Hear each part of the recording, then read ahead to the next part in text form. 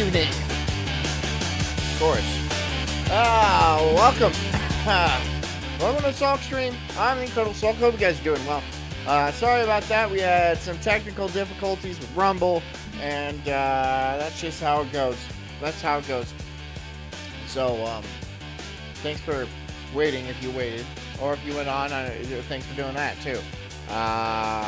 Tonight we're talking about the boomers again, about how they fucked up the world, and blame you for it. Blame you. And you just need to work harder. And you can't afford anything. You can't afford your life. You can't afford to live anywhere and stuff like that. Meanwhile, they get richer and richer, and you still owe them money. Yeah, you owe them Social Security because they worked for it. They worked for it. They didn't work for shit. They never have. And they're the most entitled, lazy, and worthless generation ever in recent memory, at least. And they'll never understand this, and they'll never actually have to answer for their crimes because they're in control of society, and they have all the money. And it will be a better world without them. It will. But, yeah, that's what we're going to do. We're going to start talking about them, so we'll get comfy and cozy and grab a nice glass of vitriol and chug that shit down. And, yeah. What else? If you're working, keep working. If you're driving, keep driving. Anyways, I'm the Incredible Sulk. This is called Why Everyone Blames the Boomers Now. It's going to be pretty straightforward. I'm not going to lie to you. Enjoy. The baby boomers. Whiny, narcissistic, self-indulgent people with a simple philosophy. Give me it, it's mine! Give me that, it's mine! The thing about the boomers is they've been alive for a very long time. Many of them have attained absolutely no wisdom. Imagine being a boomer that has not a drop of wisdom. They never had to. All they had to do was do drugs and like go to Woodstock and stuff, and fall into a career where it made them enormous amounts of money, even if they were bad at it, even if they were bad at their job. They became millionaires. The people that were bad at their job back in the 80s and the 90s are millionaires now. There was no talent required.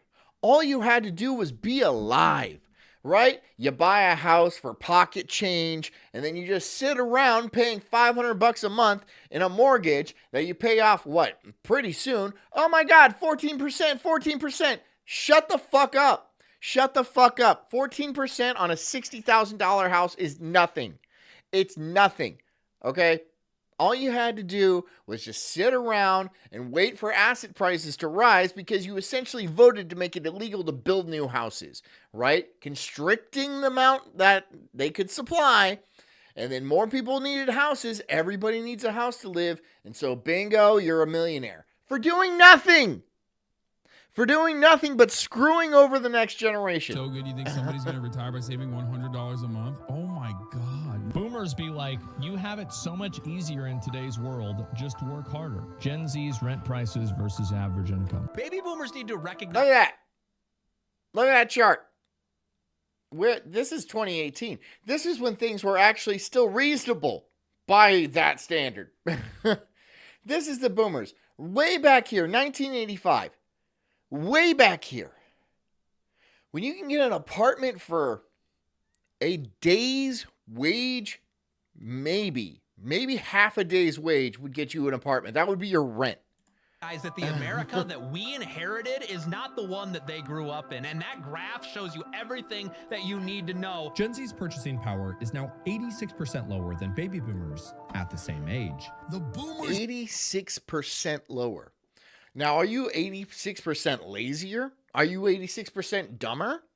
As a generation, is the entire generation 86% dumber than their parents or grandparents, depending on what your age is? Is that a fact? Are we 86% lazier? Our houses, yes, there was 86% less buying power, but houses have also risen in the same amount of time. So they're not equivalent, right? Because a $60,000 house back then would be like $180,000 or something today. But they're not. They're $500,000. $400,000 is the medium. $450,000, $500,000 is what you're going to be paying to get into a piece of shit. A piece of shit, depending on where you live, right? You know, if you go to Minnesota or something like that, you could probably get one for $200,000 or $300,000, but it's going to be in Somalia, basically. You're going to be living in Somalia. Never wanted their children to have better lives than they did. The boomers were threatened by their children. The boomers viewed their children as obstacles to their own success. I have never seen This is true. They never wanted us to do better than them. They made sure. They sabotaged us every step they had. Every chance they had to sabotage us, they did. Through education, through poisoning us as children, through giving us intentionally bad advice. Not parenting as I would see it, but that's the way they saw. That's what they saw in the movies, so they had to copy the movies, right? They were victims themselves in some sort of weird brainwashing. It was a generation of fools. the war that I am seeing between the boomer generation and the millennial generation. The amount of hatred between these two generations is unbelievable. So what's the core thing they're fighting about? Betrayal. The baby boomers have sort of done the millennials and the Gen Zs dirty. They've run up the debt. They haven't saved a ton of money. You hear Bernie Sanders constantly complaining. Are you better off today than somebody in your circumstance would have been 40 years ago? But no. And what do you see boomers doing today? Complaining. Complaining. About, get off my fucking property. Get out of my canal. Why? Karen. The Karen is the typical boomer. The Karen is the quintessential boomer. We just call her Karen because a lot of them were called Karens, but that's what we're talking about. The entitled, narcissistic boomer woman. That is a Karen. They go around complaining at wait staff and baristas because they can. Because no one is ever going to stop them. They never had to answer to anybody. And they're rich. They're rich for also just being born in the right time, in the right decade.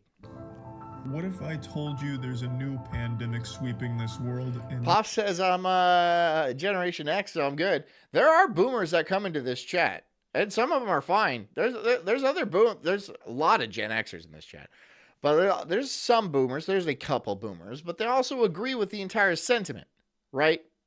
The boomers were given all the prosperity, all the opportunity that America had to offer. And they pissed it away. And they shipped in immigrants so they could lower labor prices so they could make more money, not trying to guard the prosperity or the promise that America had. They sold away our futures so they could become wealthy. This one's got a TikTok. I'm talking, of course. And then they bury us in debt. $37 trillion? So you could have a good life. It's like being handed a bill to a party you didn't get to attend. Right? They had this lavish lifestyle of like jet skis and big houses and, ski chalets and stuff like that. And they're all like, thanks for that. Here's the bill, millennials. This is for you. This is for you. Fuck you. They spit in our faces. About the okay boomer dancing Bernie girl from... Shimo says, I'm a poor millennial. We're all poor. It's not even saying a poor millennial is an oxymoron. Everybody knows. It's redundant. If you're a millennial, you are almost guaranteed to be poor. I can name a few rich millennials. I think Mark Zuckerberg is one. There's others. I'm sure they're out there. I'm sure they exist and stuff like that. But it's not like they didn't already have money. Twitter. Yeah, it used to be if I work more hours, I can buy a house. Now and sending all our money overseas. Right. We get taxed into the fucking ground so we can send money to fucking Israel or some bullshit country for like transgender dance classes or more immigration to the United States. Hey, come to the United States where you can get the streets are paved with gold and, women are easy. You can stab them and rape them as you see fit. That's not even that far off of what you see in these countries. Like literal advertisements to come to America. Their countries have programs telling people to come in Mexico. They have pamphlets of how to sneak into the United States and a list of all the things you can get when you get there. And when they come, they just send money back in remittances. Billions of dollars a year. Billions of dollars a year. And the boomers don't want to do anything about it because they're making millions of dollars. And it's not like they don't already have millions of dollars. They have plenty of money to last them the rest of their lives. That's not the issue, right? It's sabotage. It's intentionally screwing us over to feel superior, to feel better than thou. That's the only reason I could possibly see. Why else do it? Why else? When you have so much money that you couldn't spend it in 100 lifetimes, why do you continue to destroy the country? Why do you continue to working until you're 60, 65, 70 years old? You don't need the money. I know you don't need the money. Why then? So you have something to do? Because your grandkids ain't hanging out with you. Your kids ain't hanging out. They are obviously feel betrayed, right? And thrown under the bus so you could be wealthy. So you can live the high life and ride around your fucking luxury cars. But all you have to say, all you ever say, oh, you should work harder. You should pull yourself up by your bootstraps. Fuck you, millennial. That's all they have to say. It's if I can work more jobs, I can all. afford rent. No one fixed the housing supply when they saw that it was a disaster in 2012. They allowed private equity to come in and start buying up houses. That could have been stopped. They could have done something about the Social Security disaster way earlier. They didn't. They saw that the birth rates were starting to go down. We saw that the college debt was continuing to... Tyrone says, my grandma goes crazy if she doesn't work. She's 75. Look, this is how they get their life worth. It's not like a community or family or anything like that. It's not like connections with their fellow man. It's still about how many toys they can die with. That's it. That is the measure of a boomer. It's a petulant little child that's in an adult fucking CPAP using, heaving adult body. Right? As long as I have more, that means I was better. That means God loves me more because God loves rich people. This is, I kid you not, the mentality. And obviously God does not love rich people. He's pretty clear about that. He's pretty goddamn clear about that. But that's not how they see it. That's not how they see it. No, if I have more, that means I'm better. It is such a simplistic view. Not an ounce of wisdom was ever gathered through decades of life experience. Not an ounce of humility. Never once saying I'm sorry or I was wrong. No, because that is the kryptonite to the boomer. The kryptonite. Increase and people weren't getting jobs at the value that they should have. Christian says around boomers never relax. No, because they're going to steal your future and punch your grandkid, their grandkids in the face. Bought up many of the big homes across the U.S. when they were raising their families. Now they're staying. Renee says total boomer death. Put, even though their kids are all grown up. Well, boomers did not really move out of the job markets in ways that allowed millennials to gain upward mobility in different types of corporate structures. These boomers, they have more money than they know what to do with because they're stupid. And they're sitting at... He's not wrong. Christian says a black guy stole my boots. Is that just an aside? Oh, yeah. Pull yourself up by your bootstraps. Black guy stole your boots. Very excited about the prospect of civilization crumbling. The power didn't... Tyrone says, my grandma will never admit when she's wrong. You're 110% correct. Absolutely. This is a common theme amongst boomers. They have no humility. They've never admitted when they're wrong. They'll never say sorry for anything wrong they've done. Even if inside, they fucked up, right? It doesn't matter. It's about this outward appearance of of strength and know-it-allism. You know how many boomers I know that think they're fucking geniuses? I am not kidding. Geniuses, because of their brilliant investment strategy of buying a house for a fucking handful of peanuts and then selling it 30 years later for millions of dollars. Geniuses. Hardworking geniuses, too. Every last one of them, apparently. Change hands in the way that people grew up and expected it to. Ladies and gentlemen, boomers, I think you have to admit it, life was a little bit easier back then. You only paid like $20 for your house. There were only like 4 different job classes. They should be able to have a roof over their head, air conditioning, a cell phone. I know I bring him up a lot, but Al Bundy was bad at his job. He was a terrible shoe salesman. He made fun of fat women, and he wasn't even getting paid for that. That was a perk of the job, right? He didn't own that shoe store. He just worked there with some other black guy, right? They both had houses. They both could afford to have multiple kids and a dog. 2 stories. Sure, he had a shit box for a car, but that car was built better than any modern car built today.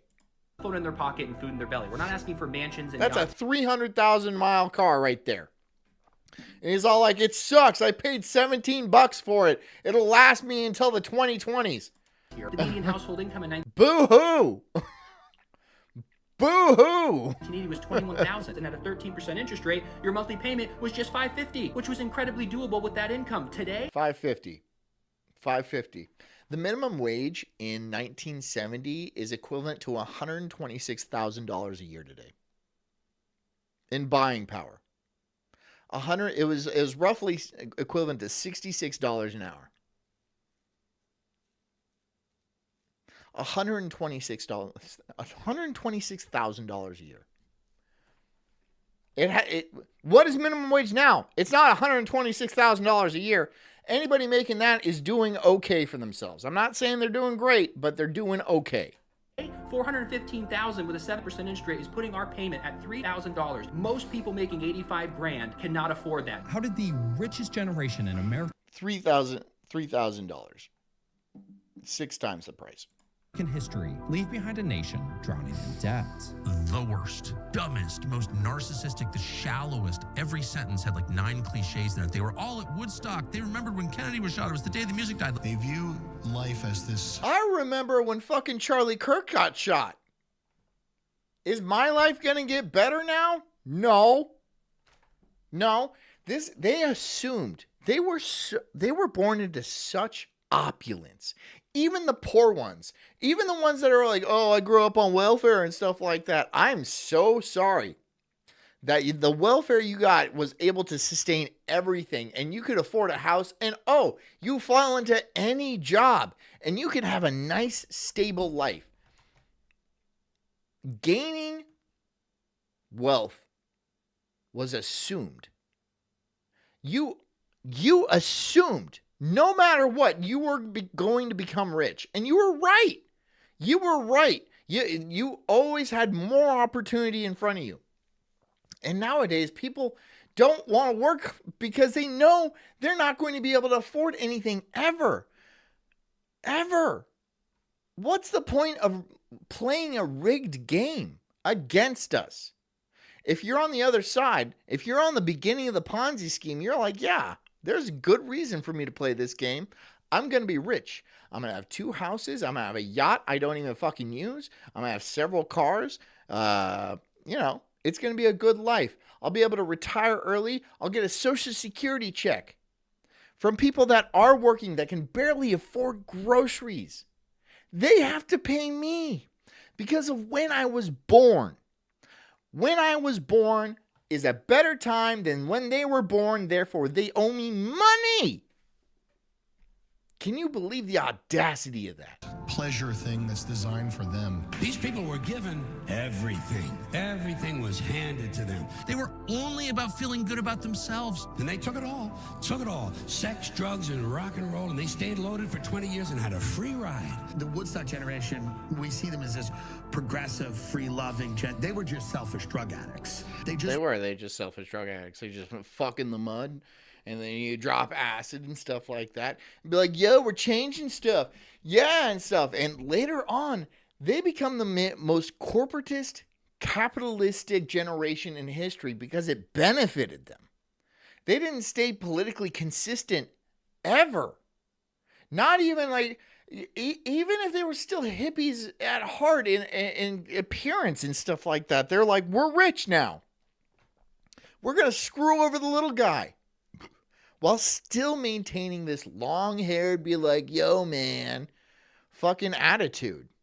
It's despicable. It's a disgusting way to live. Just wanted to have sex in the mud and do heroin, and that's okay. But the boomers proved that because the boomers were those people. The drug just became money. Okay, Christian says, slowly I began to hate them. Yeah. It didn't happen immediately. It didn't happen. I remember the 90s. Right? I was just a kid, so it was like, but it didn't seem like people were so poor. There was poorer people. Not poor like today. Not like, oh shit, you never see your parents, or, you know, it's a different kind of poor.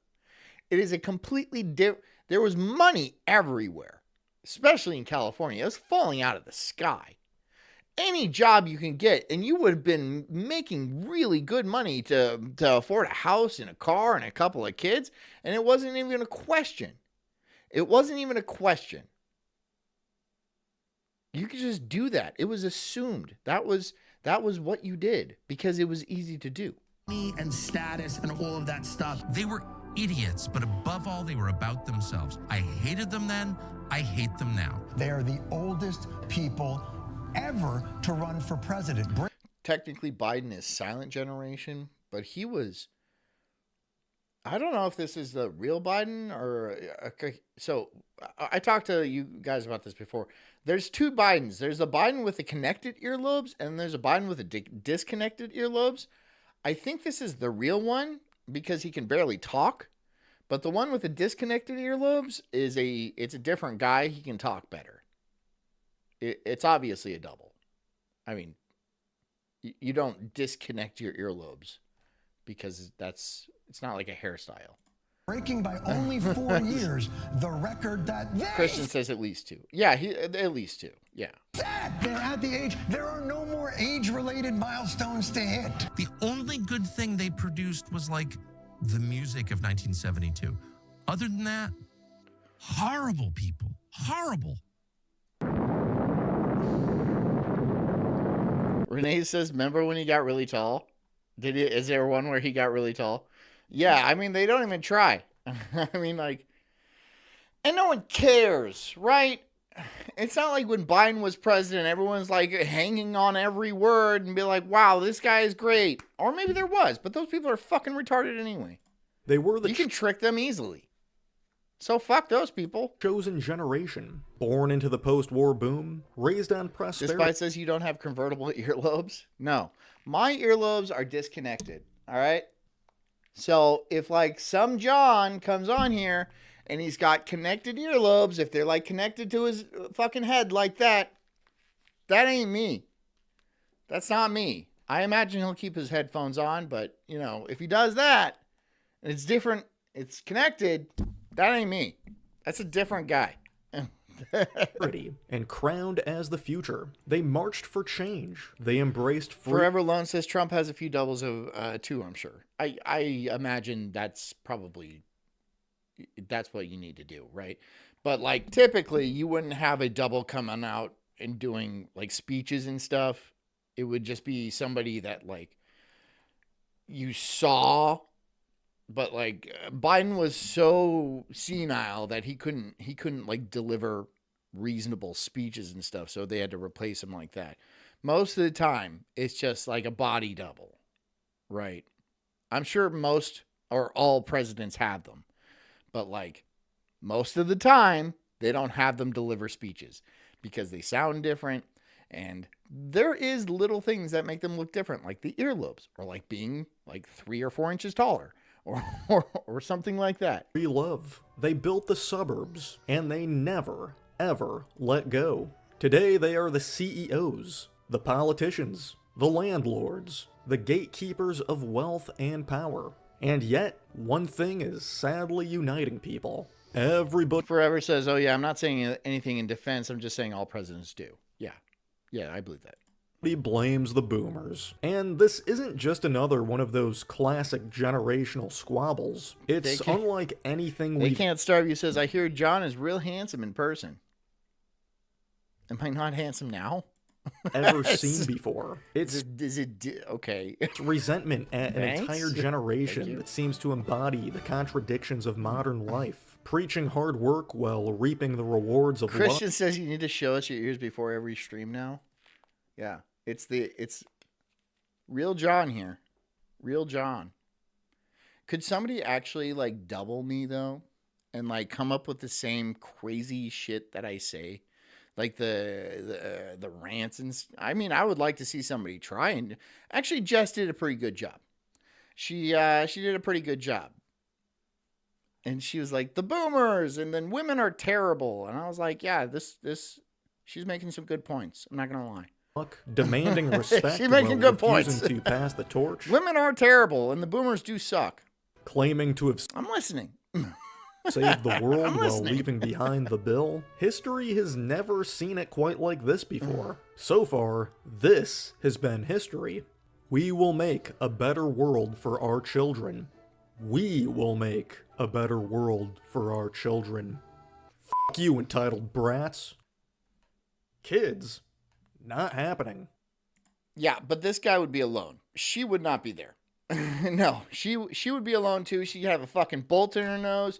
Her hair would be short and blue, and she'd be like 80 pounds heavier. So, yeah. And this guy, I mean, he might honestly be dead. A lot of millennials just are up and killing themselves. And, like, that's sad. A lot of them die from drug overdoses or, like, get drunk and, like, get into car accidents and shit. Like, they're called deaths of despair, and they're insanely common because there's no reason to live. There's no reason. You know you can't afford a house. You know you can't afford a wife. Wives are insanely expensive. They want houses. They want cars. They want kids. You know how much a kid costs? A lot. They cost a lot. And if you can't afford those things, they're not going to be interested. Sure, look, money isn't everything to women. I agree. That is a saying. That's a saying. But no money is everything. If you have no money, that's going to be an issue. That's going to be a problem. So why does the world look at boomers and see the villains of the story? Why did the generation that grew up... No, she's not. Forever Alone says, watch out, man. Your wife's right behind you. No, she's not. No, she's not. Singing about revolution become the symbol for universal... You know, I try, you know, I gotta check. I gotta make sure. Universal disdain. Why are boomers viewed as such a giant diarrhea stain on the underwear of American history? Why does everybody blame the boomers? Christian says help is available. Speak with someone today. 988 suicide and crisis lifeline. Yeah, they're gonna tell you how to do it like quick and painlessly. It's clear that they'll be like, yeah. Or they're just gonna ignore your phone call. They're all like, what am I gonna do? The boomers still hold the keys to the kingdom. They are the wealthiest generation. I burped. Talk them down from it? No, you're not gonna talk them down. You get the phone call and be like, yo, yeah, I know you want to kill yourself. This is a suicide hotline. What is there something else you wanted to call about? I don't know you. You want to talk about your day? Fucking kill yourself. And they just go through that. I wouldn't be surprised if a lot of it's AI. In human history. They own more real estate than any generation before them or after them. They fill the highest seats of government, lead Fortune 500 companies, run universities, and sit on the boards that decide what gets built, what gets funded, and what gets shut down. In politics, culture, and economics, the shadow of the boomers is everywhere. Sometimes They Can't Starve You says, I don't think I have ever seen Jess before. You think it's me in a wig? Think I'm wearing a wig and stuff? I couldn't pull it off. I couldn't pull that. Ask people the question, if you could have been born in any year, what year would it be? Most of the time, nearly every answer people give is wanting to be born somewhere between the 1940s to 1950s. This 1960 would be pretty sweet. 1960 would be lit. Right? 1960, because like when you're not going to Nam, you get all the benefits like of coming up and stuff like that. You don't really have to go to war or anything like that. I think 1960 is a pretty lit year to be born. And then like by the time the year 2000 rolls around, you're loaded, right? You're like 40, you're loaded. The 90s, money was being dumped on you.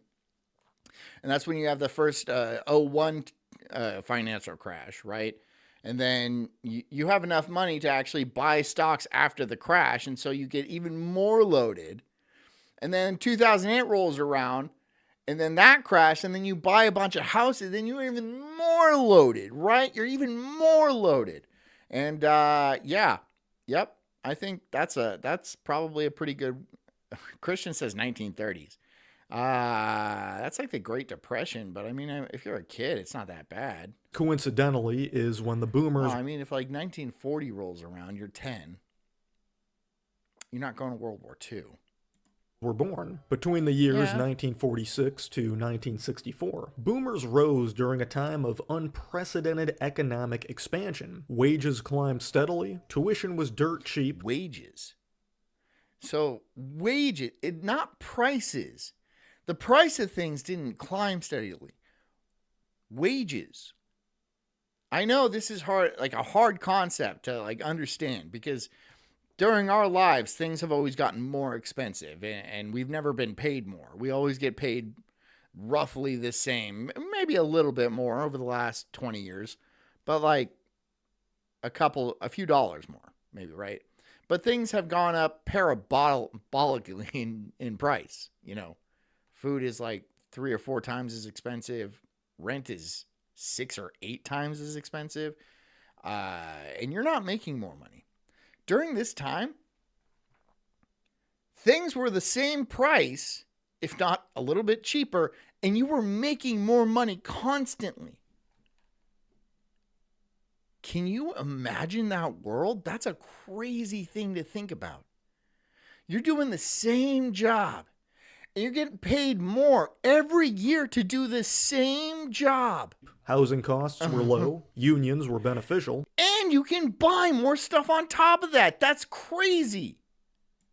Pensions existed, and the middle class was expanding. For the average boomer, adulthood began with opportunity as the baseline. They were born into this era where right after your high school graduation, you could walk into the career factory, give the manager a firm handshake with eye contact, walk into the job store and be like, "Sir, I would like a job." And they're like, "Sure, I got plenty of jobs right here for you. What job would you like?" And then you just get to pick your job, and you pick your benefits. And, you know, you get a 401k, and then you get a pension. You get a pension. You work here for 20 years, and we'll pay you for the rest of your life. You get a pension. No one's ever heard of a pension these days. What the fuck is a pension? Even do they still do 401ks? I imagine they still do 401ks. But, like, do employers still match that? They were just raining money on them. 20 years, you get to, and it will pay for the rest of your life. And then they're like, "Great, I'm going to live for 100 years." So you're going to spend the last 60 or so years just living off Social Security and pensions, huh? Multiple pensions sometimes they had. and tell him you want a job. Because they're like, "Well, you know, I'm still pretty young. I can go get another job, do that for another 20 years. Then I got 2 pensions and Social Security and investments, money on investments. I bought Apple stock for $1. Job. With that, you would be able to single-handedly support Farrell has a pension. Well, you have a good job. You have a good job. your stay-at-home wife and 2.5 kids. Hard work mattered, but it was amplified by a backdrop of prosperity that made up. Ben says 0809 lost almost everything. Some of us boomers never caught the hippie yuppie early boomers. Yeah. Are you a boomer, Ben? Upward mobility feel like gravity. Fast forward to today. This is not the workforce millennials and Gen Z entered into. They inherit a landscape defined by stagnant wages. Ben says inflation didn't start really skyrocketing until the later 70s when gold, silver, oil standard devalued the dollar. Gas went from 27 cents a gallon in the 1970s to $1.36 in 1980. Whoa. Minimum wage at the same time went from $1.40 to $2.25. That's when things got really rough. Interesting. Yeah. Affordable housing and the slow motion collapse of job security. The idea of purchasing a home is now a punchline. The American dream that was once considered standard now reads like satire. And yet the generation who grew up in abundance is often the one telling the younger ones to just work harder, stop wasting money on coffee, or pull yourself up by your bootstraps. Stop eating that damn avocado toast. That avocado toast must cost $5,000 every time you go. You could buy a house with that. This is boomers. This is how boomers talk, right? This is like, you got to stop buying food if you want to afford a house. But if you really did the math, if you stopped eating completely, you'd still never be able to afford a down payment on a house. It's math. It is mathematically impossible. And you try to explain this to boomers and they're like, nah. Okay, I forgot you understood everything. I forgot you were a hardworking genius your entire life, and no one has ever understood anything besides you. You got a lock on this shit because you're rich and that you were born in the right time. Oh, you just work harder than everybody else. Everyone else is retarded and lazy, and you're a genius, hardworking asshole. A giant asshole. It's advice that would be valid if it weren't coming from the people. Ben says, my boomer peers mostly deserve to die. Mostly, yes. Who already climbed the ladder only to pull it up behind them. In the 2010s, these kind of... They can't starve you. Says, I worked 2 jobs and was explaining to my mom, I'm not making ends meet. She told me to get a 3rd job. Get a 3rd job. Okay. And work it when? When I'm sleeping? When I'm asleep? Why are you sleeping all the time? You should be working jobs. You need 3 jobs.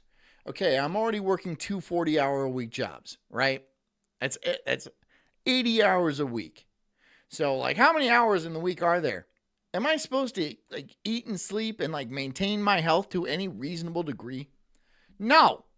No, you have to work while you're sleeping. But luckily with technology, I think they're going to figure that one out.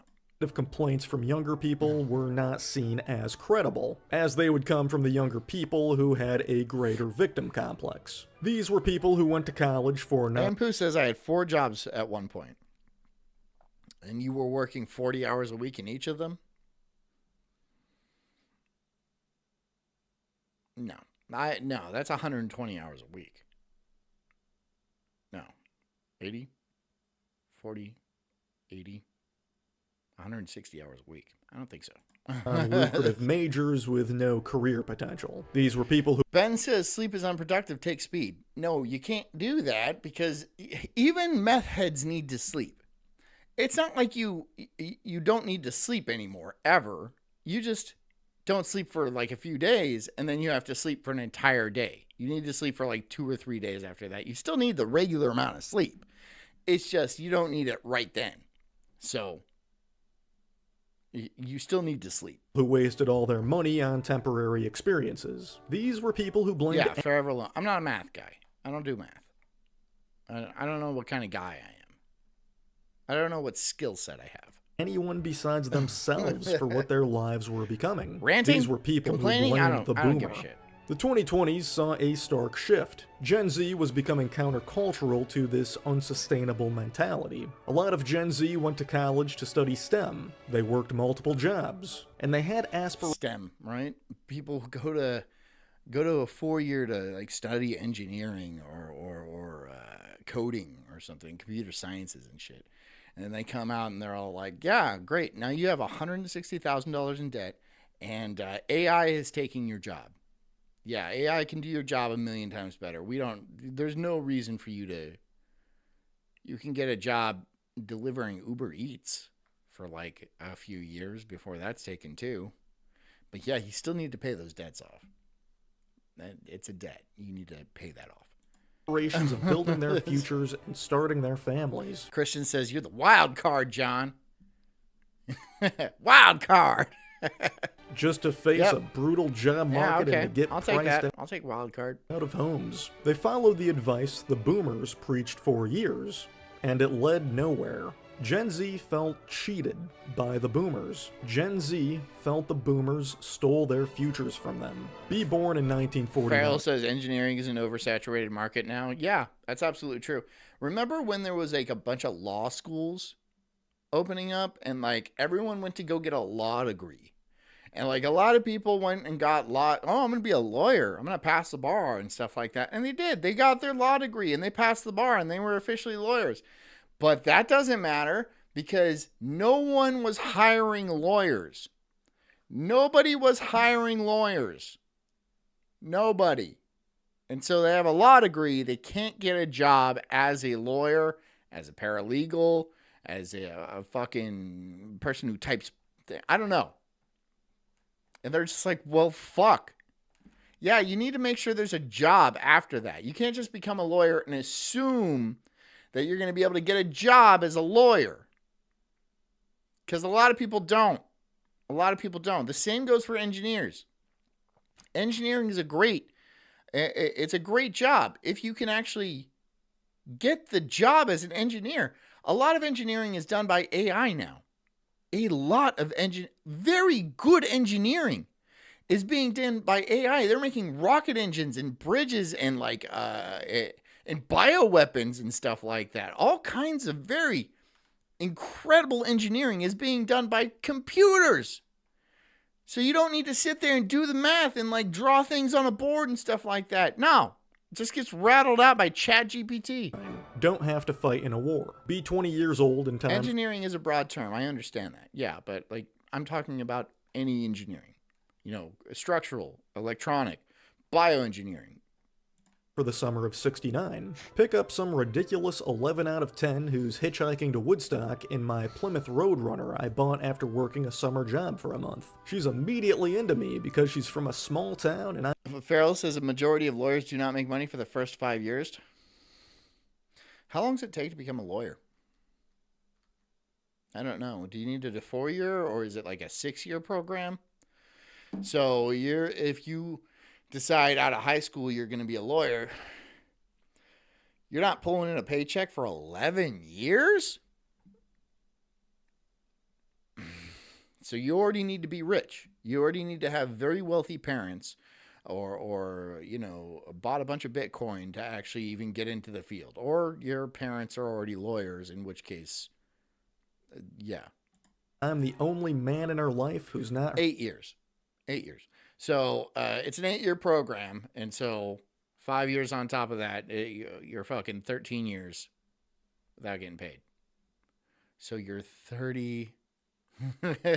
So you're 31 before you actually cut a paycheck. Her father or brother bring her home and marry her. Go to get a job, hired off the street with no experience, and get trained. Buy 10 acres of land for less. Ben says, that's what I did being a boomer. Everything was drawn, no computers. Then AutoCAD came in, retraining and CAD programs. Did all the hard work. Now with the AI, my job in the 80s pretty much gone now. There used to be entire like mechanical drawing sections of businesses and companies. There'd be big rooms where people would just do mechanical drawings. There'd be like 100 tables. People would just be drawing like schematics and stuff like that. And that was a job. You could support your family. You could have kids. You could have a house. You could pay a mortgage with that. That is way gone. And look, I understand that with new technology comes new jobs. That has always been the case. But it's not the case anymore because the new jobs are just being taken up by more technology. That more technology is like so good that it's like, oh, anything new we create, we can already monopolize the job market behind it. It's not a problem. That's how fast technology is going up. You're not getting the benefits from that. You guys see YouTube where they make the AI shit You've seen the AI channels on YouTube and stuff. It's garbage. It's admittedly not great. It's not good content. But that doesn't matter because most people on the planet are fucking stupid. And they just need something. It's something. It's something to watch. And those channels make a lot of money. Some of them do pretty well. There's Instagram girls that don't even exist. It's run by some Indian Punjab, right? Where he just has like some country white girl from the Midwest flash her tits on Instagram, and then she gets like 10 million followers. She's not real. She's not a real person. She's never existed. She's a figment of a computer's imagination, and he's making cash off of that. Making cash. People are donating to digital tits. Less than what I make in a year. Rent out my land for decades. Retire and sit around the house all day looking at my collection of boats and cars. Forever Loan says it's going to be removing jobs at a 10-to-1 rate. 10 gone for 1 job made.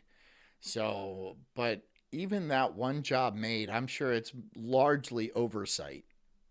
If that, and whoever gets that job, it's almost going to be, it's 100 going to be a nepotistic kind of job fill, right? It's going to be like the CEO's son or his nephew or some shit that's going to get the job overseeing the AI department, right? That's not really a job. It's just going to pay really well because of it's family ties. I never use. Kids today just don't understand hard work and pulling themselves up by their bootstraps. Big B says she's real to me, damn it.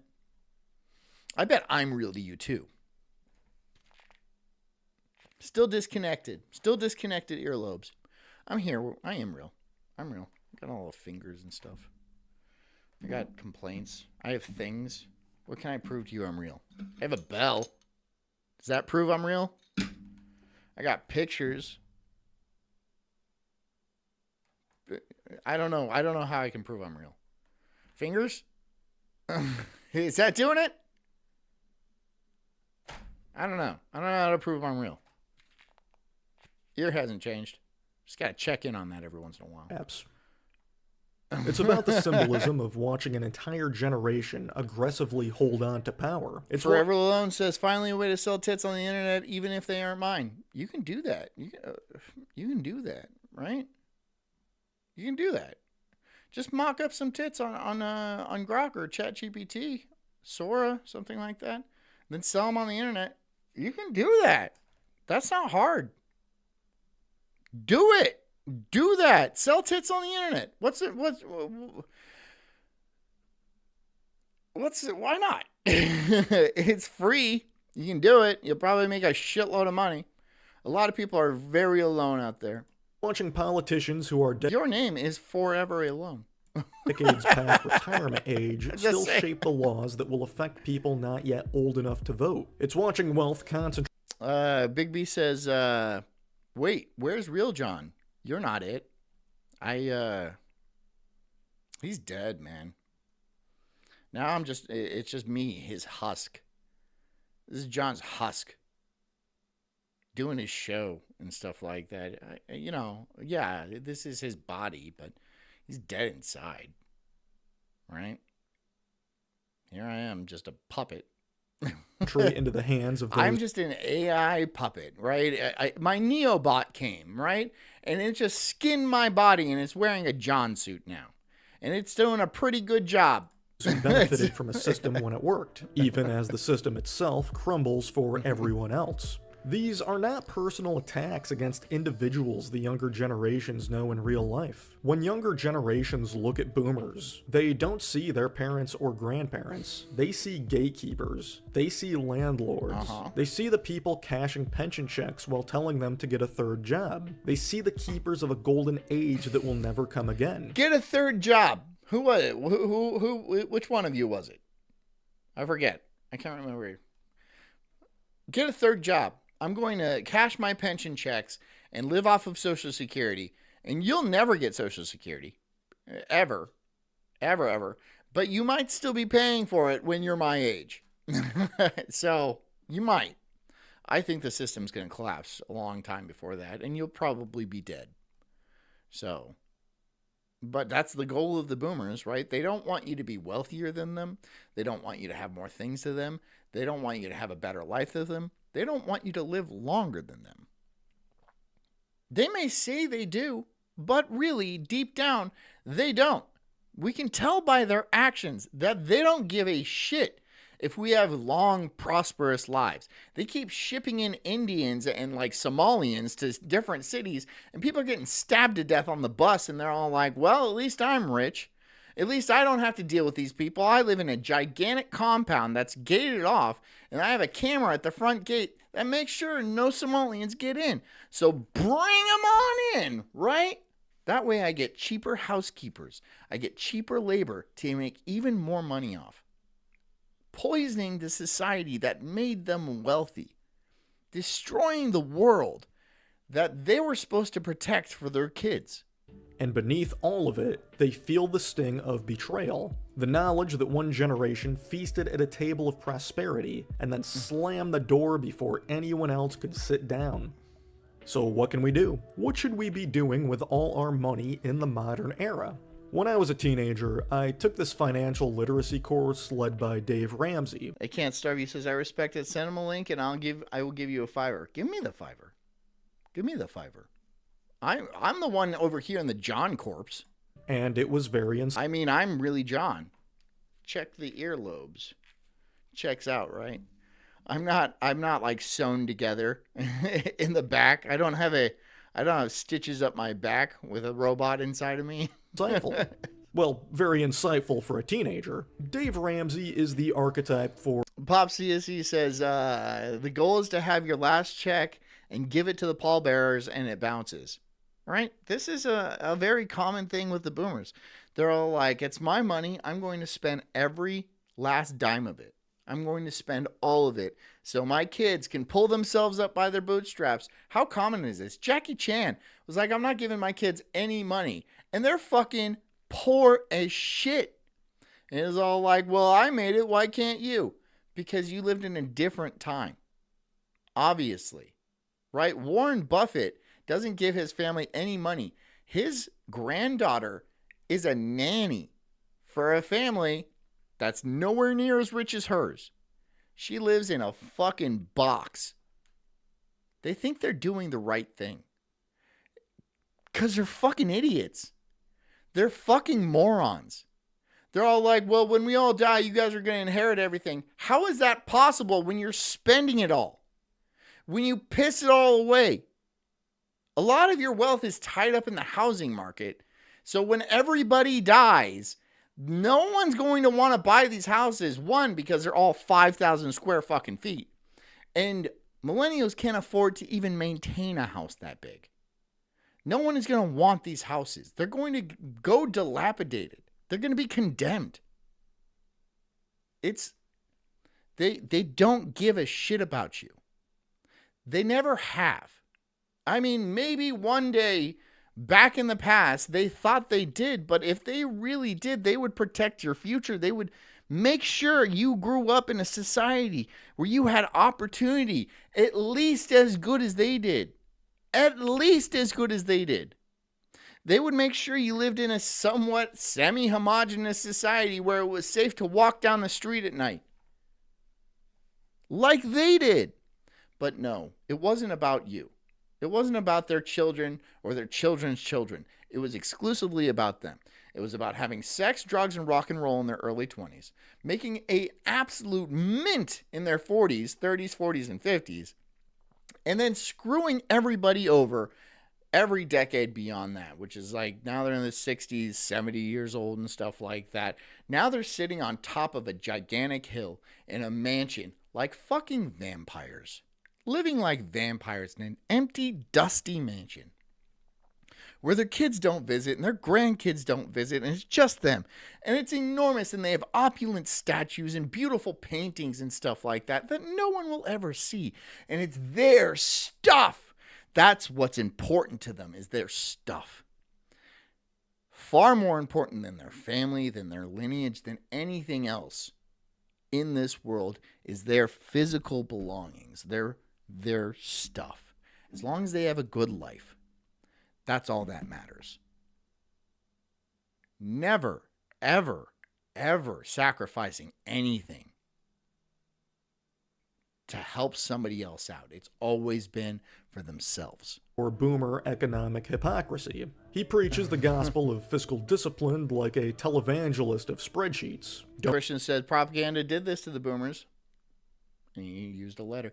Yep, you're probably right. Don't buy a house you can't afford. Don't have a credit card. Live below your means. On the surface, this is all responsible and virtuous. After all, it's advice that worked perfectly for boomers. For them, this... Because living below their means was actually really nice.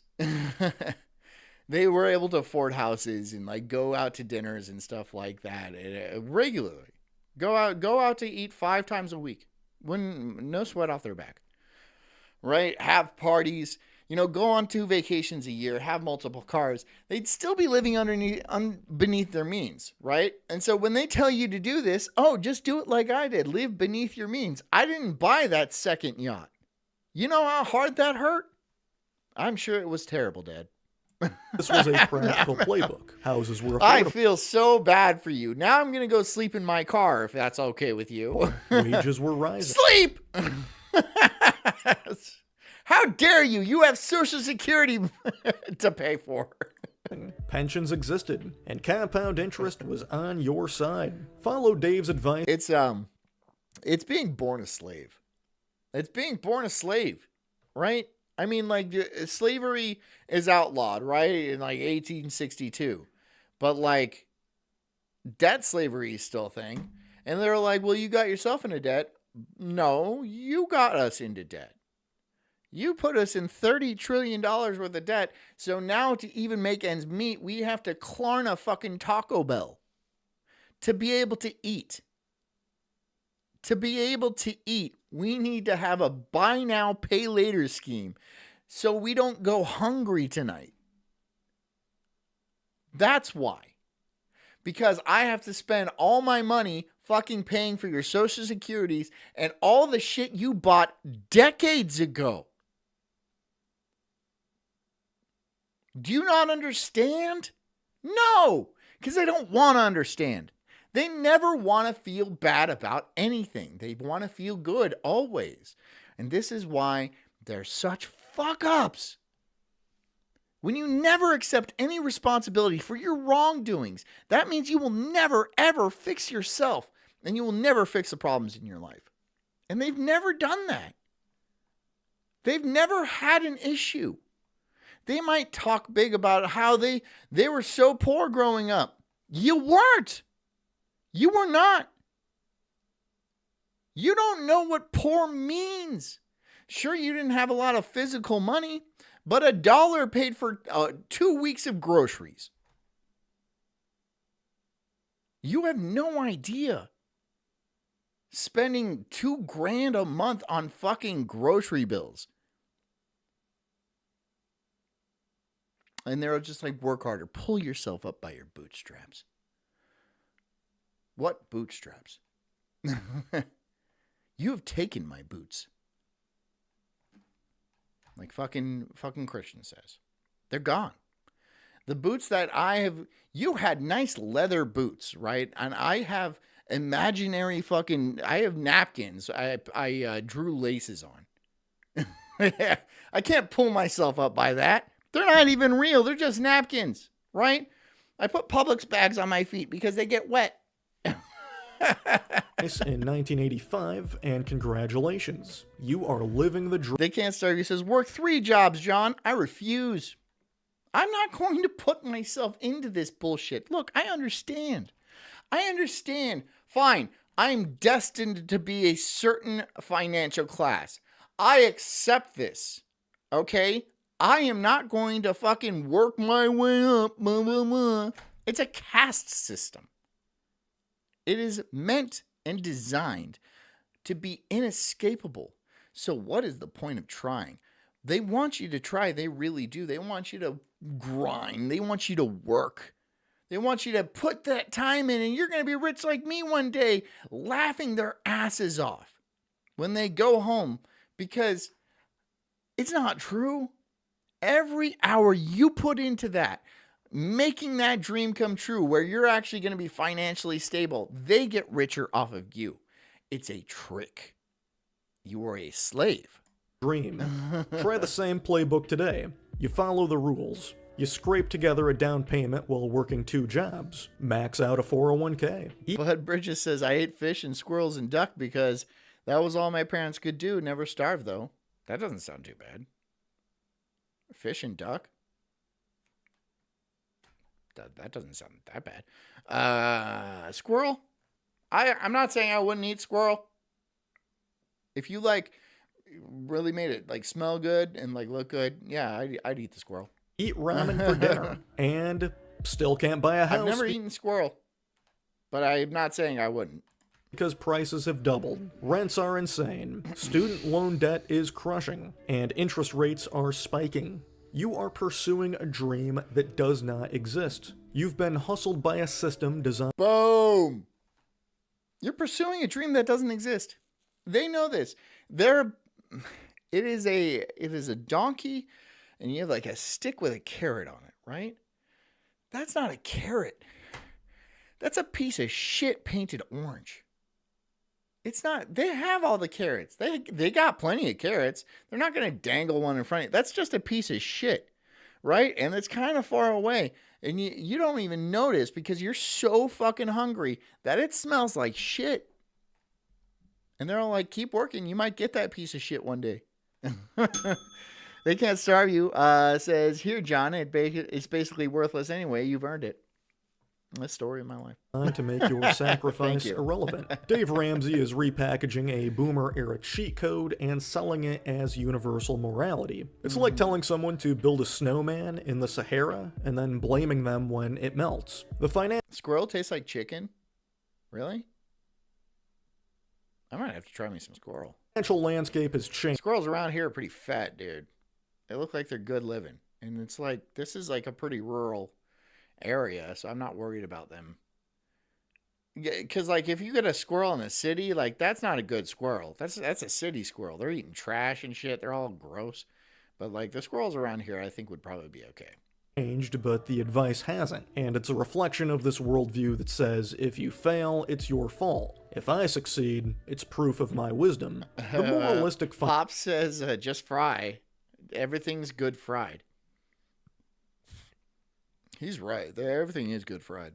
Financial sermons that boomers love are just a way to justify the wealth they inherited or built in a system that is no longer accessible. Follow their rules, they say, and you'll succeed, ignoring the fact that this game now has different rules. It seems boomers love morality disguised as practicality. Boomers love— Couch says, whatever, some of them city squirrels are fat.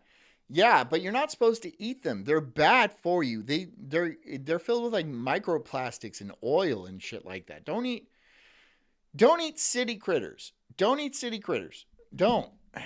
You want a good— you go out into the country, you don't fish in a pond next to the highway either, right? I mean, you can do it, but don't eat the fish out of there. The bass are going to taste like old tires.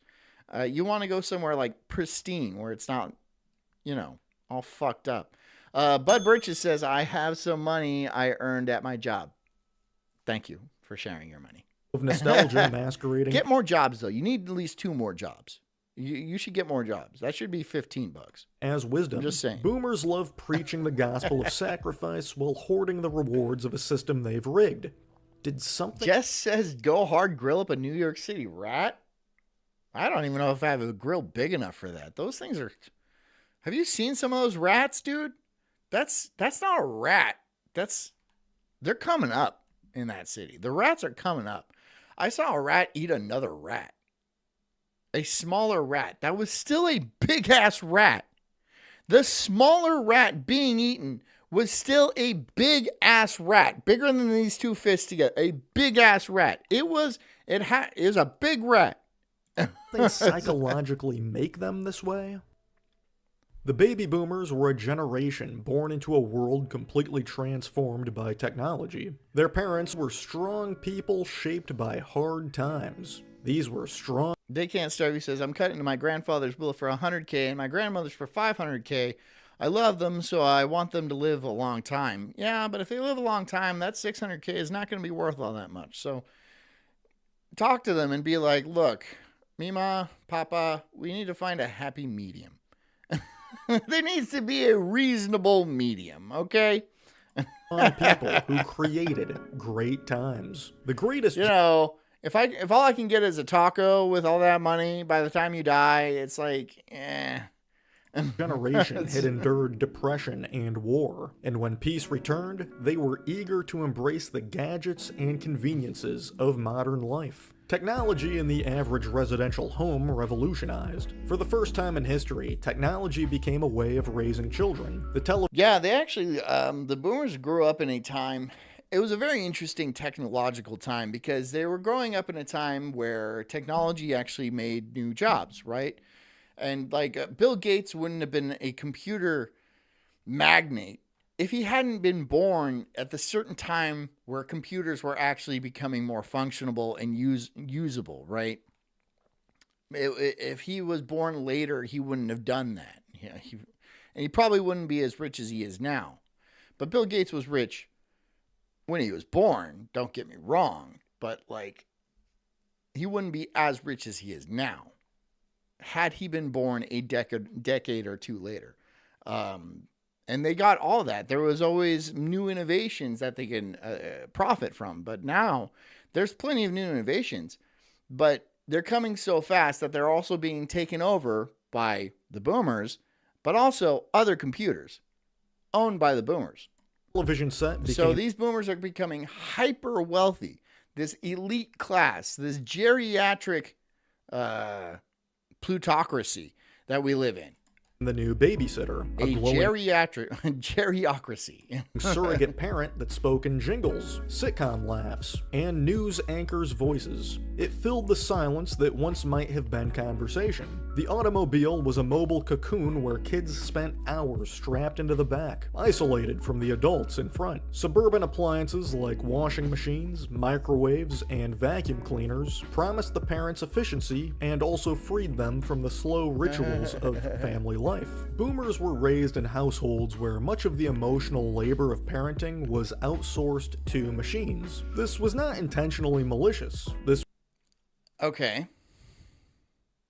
He says not intentionally malicious, but we're going to have to go into that because I think a lot of the things that the boomers did was intentionally malicious.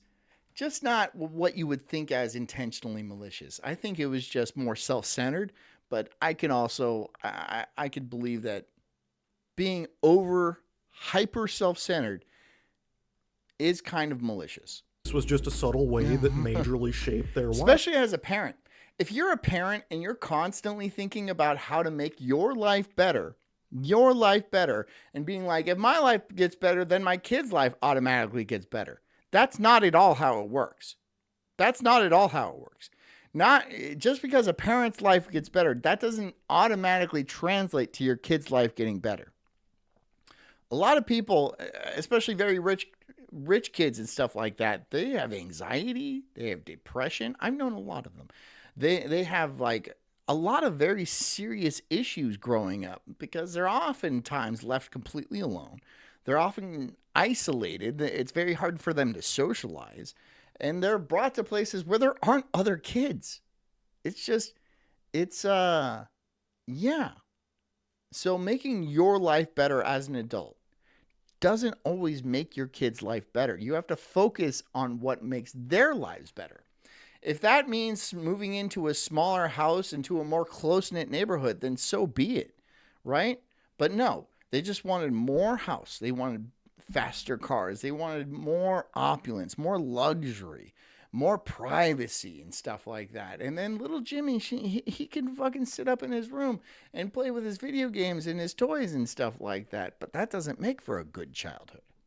Experiences, social ability, friends make for a good childhood, right? A community makes for a good childhood. The poorest people in the world have great childhoods. Previous generations had learned empathy and patience through direct interdependence, such as living in multi-generational homes, caring for siblings, or working the land. The boomers were the first Goofy Boots with a sub. Thank you, dude. to grow up mediated by screens and devices. This idea is obvious today, but it was less obvious back then. Basically, when you're raised by technology, you learn to see the world through technology's logic. Convenience over connection. Consumption over community. These are the values baked into the devices that raised the boomers. Critics argue they carried those values into adulthood. To later generations, this looks eerily psychopathic. It's a kind of emotional detachment, a prioritization of self-interest, a willingness to treat everything outside of themselves as disposable. Of course, not every boomer became a narcissist, but No, not everyone became a narcissist, but it was a common theme. A lot of them did become completely self-centered, all about me. It was the me generation, right? It was how much they could accrue, how much they could collect, all the things. And literally, it was just a number. It was just a number on their screen that told them how good they were as a person, how important they were as a person, how good of a parent they were, if they can make that number grow. But that's not it. That is a gross oversimplification. It's not that easy.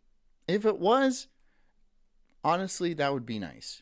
If I could look at a number on a screen and that would tell me how good of a parent I was, that would be pretty simple.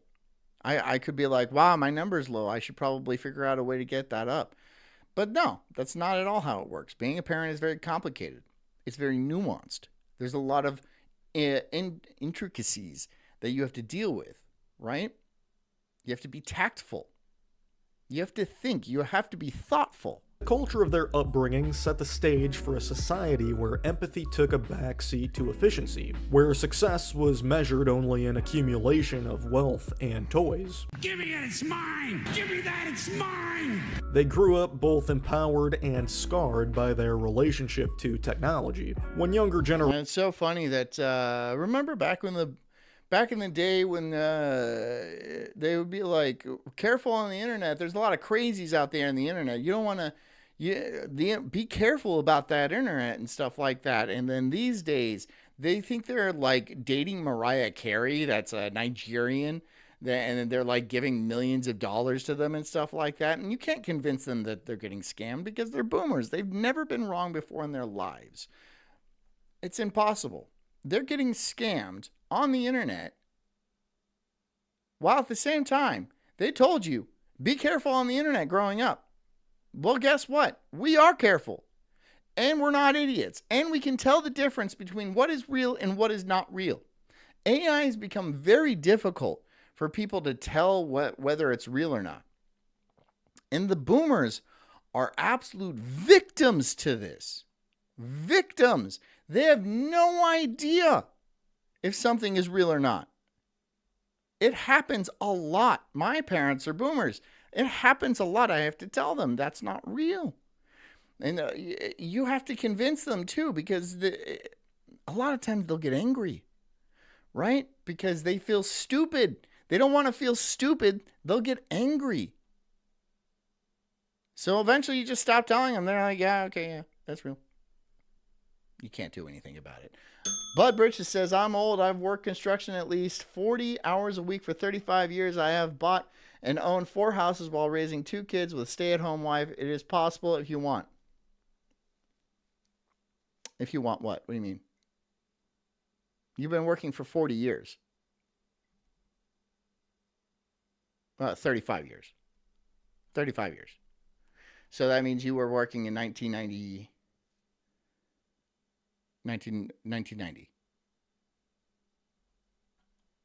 Do you understand? 1990. So you could do that in 1990. You can't do that now. That's my whole point. What accuse boomers of being selfish, out of touch, or even psychopathic. It's a recognition that something in their early environment trained them to prize things over people. And boomers never grew out of TV. The TV was their reality, their black box, their cube. Television was the glowing authority figure in the corner. I mean, isn't that just like an absolutely boomer thing to say, though? Right? Isn't that a very well, I did it. I did it back in the 70s. So if you really want it, you can do it too. No, you don't understand. You don't understand. The economic situation is completely different, right? Yes, you could do it. 40 fucking years ago, it wouldn't be an issue. It wouldn't be a problem. Raising two kids and buying a bunch of houses, that's not an issue. 40 years ago, it's an issue now. Now. That's what I'm talking about. Corner of the living room. The TV told them who the bad guys were, what cars to buy, what cereal was good for you, and they nodded along as they ate their TV dinners. Nothing has changed. They've traded Walter Cronkite for rage bait brain rot on Fox. Floodbridge just says, why can't you do that? Are you listening, bro? Are you listening? You didn't get the whole, like, rent is 6 times higher and the wages are flat. And, like, it doesn't matter how many hours of work a week you work, you're not going to be able to afford insurance or cars. The average new car today is $50,000. The average new car is $50,000. And you'd be like, oh, why don't you get, like, a $2,000 ship box? Because I'm going to need $10,000 to keep it running a year from now. At least. At least. Food is insanely expensive. Rent is insanely expensive. Do you not hear me?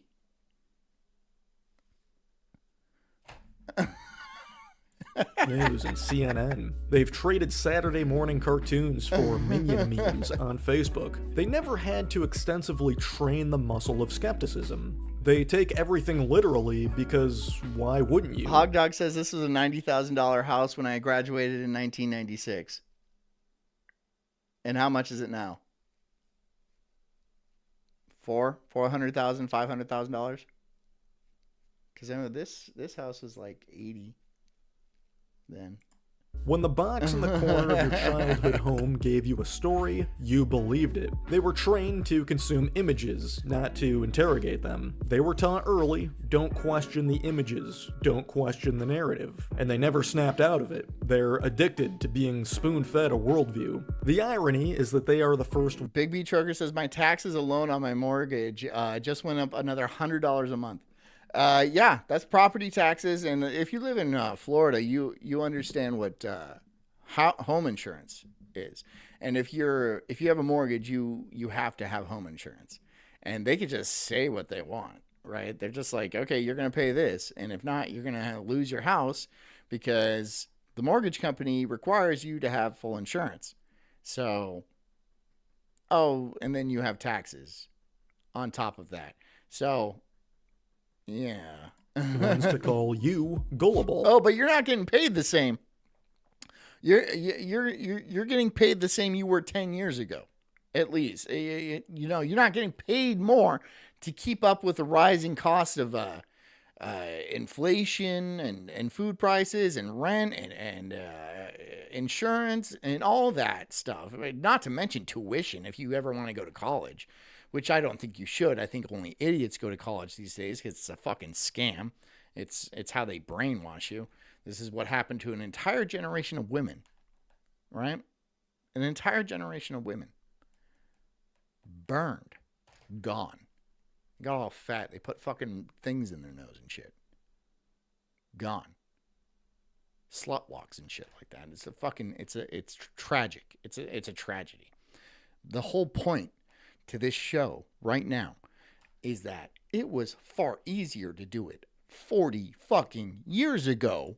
They'll tell millennials and Gen Z. I'm not even 40 years old. Okay? I am not even 40 years old. You know how different that time was? That's damn near half a century ago. You don't believe everything you see on TikTok. Well, they're... From 1913 to to 1969, they went from not being able to fly at all to walking on the moon. And you expect the same economic situation almost half a century later. This is the naivete of the boomer. Oh, pull yourself up by your bootstraps. You can do it. I did it. What's the difference? And then you try to explain to them, and they're like, nah. They can't. They just can't hear it. They just cannot hear it. Buying gift cards to pay a quote-unquote Microsoft support technician. The boomer condition is absolute faith in screens. They'll mock you. Hog Dog says, I dumped $6,000 just in healthcare. Just, damn. You for living on your phone while they literally worshipped a glowing box there. Hog Dog says, this timeline fucks AIDS monkeys. It does. It sucks. It sucks. And you know, it might just be, it's a cyclical thing, right? And hopefully my kids will have a much better future than the one my parents left to me, right? My kids will actually have a future where they can reasonably buy a house and have some sort of stability and stuff like that. There's going to be some pain before that. There's going to be an economic collapse and stuff. There's going to be a retooling of the financial system. It's the fourth turning, right? If anybody's familiar with that book, it's a book. It's the fourth turning. We are at the end of the fourth turning. Technically, 2027 would be the end of the 80 years, which is how long the cycle takes. Entire lives. I love baby boomers who say kids don't even know how to write cursive in a negative way. Like, okay, grandma, you can't even turn on your laptop without getting 6 viruses and wiring half your retirement money to a Nigerian prince. Boom. Yeah, right?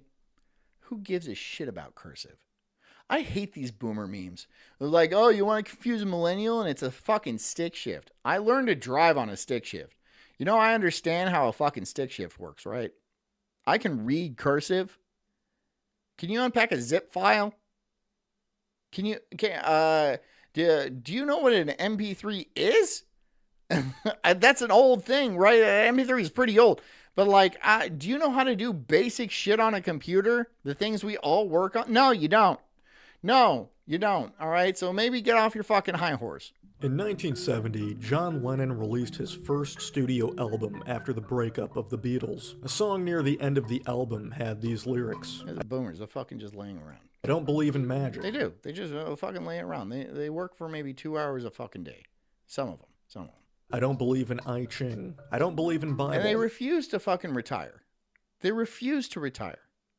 It's not because they don't have tons and tons and tons and tons of money. That's not the thing. That's not the issue. It's because if they were to retire, if they actually had that free time to actually contemplate, look back on their lives and all their decisions and their choices and stuff like that, I think they would kill themselves. I think the guilt would absolutely permeate their bodies, and then they wouldn't be able to take it, and they would just end up at the end of a rope. I don't believe in tarot. I don't believe in... I mean, could you handle the guilt? Could you? Sure, maybe some of them remain blissfully aware, but I mean, I don't know. You'd have to be pretty stupid. But I don't put that past them. Jesus. I don't believe in Kennedy. I don't believe in Buddha. I don't believe in mantra. I don't believe in Gita. I don't believe in yoga. I don't believe in kings. I don't believe in Elvis. I don't believe in Zimmerman. I don't believe in the Beatles. I just believe in me. This is a cultural snapshot of boomer self-centeredness. Hog Dog says, my senile grandma drained my dad's bank account right before he died when he was 35. Ouch. There went 30K poof, gone. She was his caretaker. Fuck them kids, right? Old folks get senile and greedy for real. Oh, yes, they do. Yeah, they do. And they piss it away. They gamble it away. They send it to like Africans and stuff like that, or donate it to weird fucking charities that don't actually exist. Then when good old Granny died, her bank tried to come after me for $1,300. This timeline indeed does suck. AIDS monkey dick. Well, that's a story. I wish I could say that's not common, but it is. That's a common story. That's a common story. Or the fucking church, right? They'll donate to some fucking a televangelist preacher who flies around in 2 jets and stuff like that. You got to have a backup jet. And then she's like pissing away grandpa's retirement money, you know, doing a reverse mortgage on the house. So not only does she not leave anything to her kids or her grandkids, she fucking pisses it away trying to hack her way into heaven. Because she's like, I know I'm not going into heaven. I know the shit I've done. If I donate my stuff, that'll get me into heaven, throwing her kids even further under the bus. Not exactly a declaration against dogma. Lenin is not simply rejecting organized religion or popular figures. Instead, he was articulating a world. Tom Selleck mortgages are the devil. I love how they use Tom Selleck too, like your hero. Magnum PI. You remember that one, huh? They just hit your nostalgia buttons. They're like, yeah, everything's the same. Tom Selleck, he's trustworthy. He's a cop. In which personal belief and individualism always overrides collective values, traditions, and authority. Could you imagine they do the same thing fucking today and like parade out Taylor Swift? I don't know. No one would give a shit. Like, we're like 80 years old, and they parade out Taylor Swift. She's all like, give me your money. And everyone's all like, no, we don't have money. We're 80 years old. We're poor. We stayed poor. These lyrics are a refusal to defer to anything outside the self. Everything is secondary to the individual. Never Chuck Norris. Chuck Norris is like 90 years old. Chuck Norris is old as fuck, dude. It has to be a millennial. What is a famous millennial that everyone doesn't hate? I know that's going to be a tough one. Help me out. Fucking... Oh, God. Oh,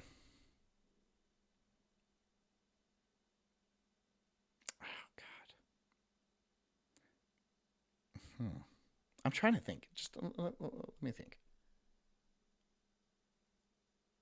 What about individual ego? This is symbolic of a broader boomer. Mark Wahlberg? Oh my God! You want a reverse mortgage? No, that's not going to work. That'll never work. Mentality. Mark Wahlberg isn't even a millennial. He's like Gen X. Nurtured during a time of economic expansion, boomers grew up with the... Feral Pigeon says that's a thinker for sure. Because I was like trying to say like fucking Johnny Depp or like fucking Keanu Reeves or something like that. I was like, neither of those guys are millennials. Message that personal fulfillment was paramount. Barack Obama is a boomer. System was there to serve you, and that questioning authority was... And he's black. No one's going to be surprised when he wants money. Celebrated if it intended to center on self-expression. Lenin's song... Hog Dog says he isn't a trustworthy what? What? Yeah, say it like that. He ain't trustworthy what? Is like a checklist of shared cultural values discarded in favor of... Lady Gaga? Lady Gaga will be dead by then. Overriding principle of me, me, me. One of the most infuriating things people find about the baby boom. Billie Eilish? No. I hate Billie Eilish. Boomers is how they reinvented themselves. Boomers are often remembered as the generation of Woodstock. I mean, boomers were wild. They were naked in the mud and doing each other, tripping on tons of psychedelics, chanting against the Vietnam War, preaching free love and tune in, turn on, drop out. They were the rebels. This is what they did. And they're like, how do you have so much money to do this? How do you have so much money to fucking just pick up and then hitchhike across the country? Oh, it's cheap. It costs $10 to get into a music festival. Costs $10. $10. You go to fucking like what's a fucking... Oh, they're all for fucking tools. They're all for fucking tools like Burning Man or Bonnaroo or Coachella or something like that. I wouldn't be caught dead in those places. I've never gone, and I wouldn't be caught dead in those places. They're all for absolute tools. Burning Man is for boomers anyway, right? You go there, everyone's 60 years old, right? Because it costs like $1,000 to get in. The ideal The same for Coachella. And the dreamers who claimed they would never sell out, man. But just Seth MacFarlane? Okay, it's getting closer. Yeah, PewDiePie? PewDiePie is not going to be PewDiePie is not going to do that.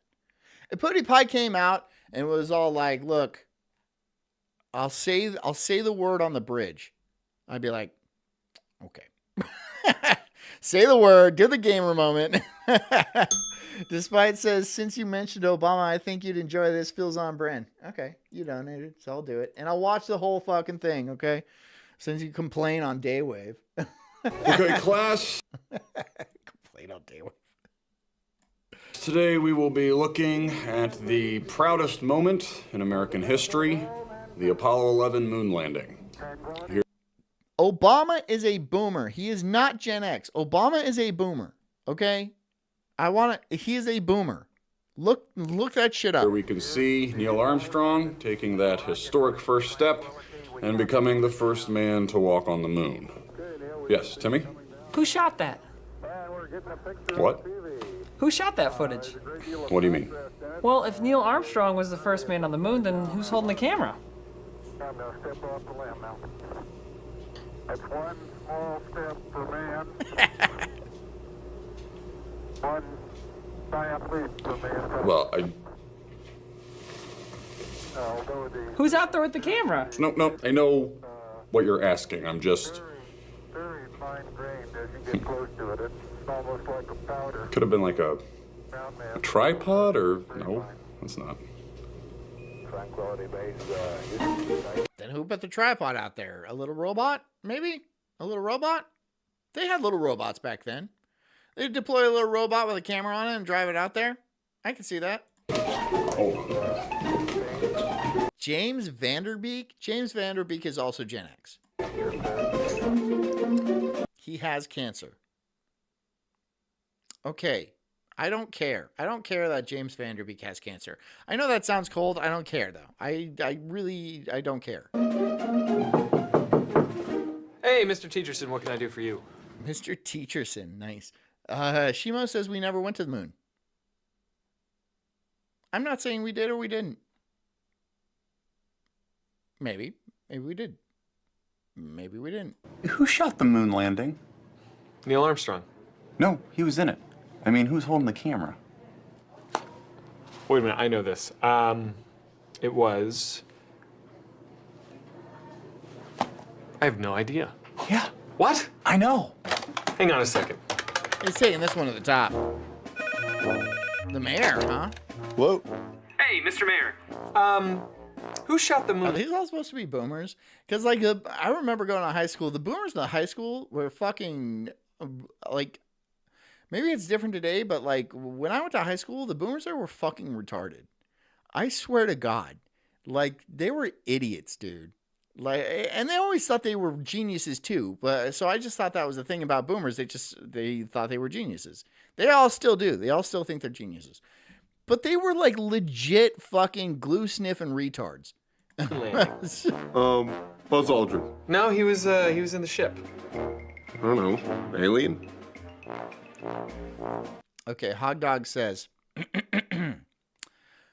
don't want to wait for my life to be over.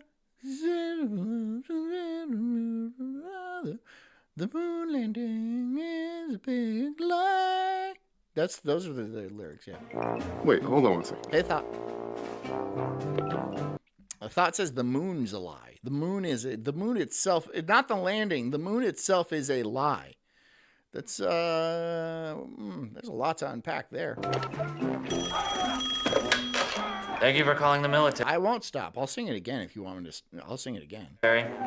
If you want me to not sing it again, pay me. Hi, yes, I have a question. Don't ask, don't tell. Oh, no. Sheila says great singing voice, Sulk. Thank you. Thank you so much.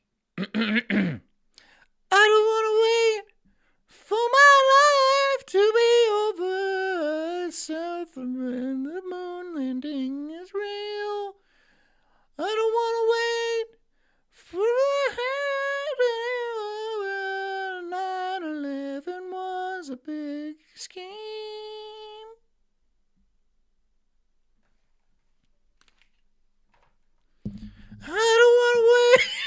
Okay, I'll stop. I'll stop. No. Who shot the moon landing?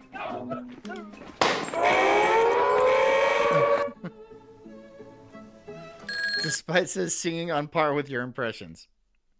You think that hurts my feelings? Obama residence. Yes, Mr. President. Who shot the moon landing? Who's asking? Big B says, nailed it. Nailed it. Swish. That's what they call me.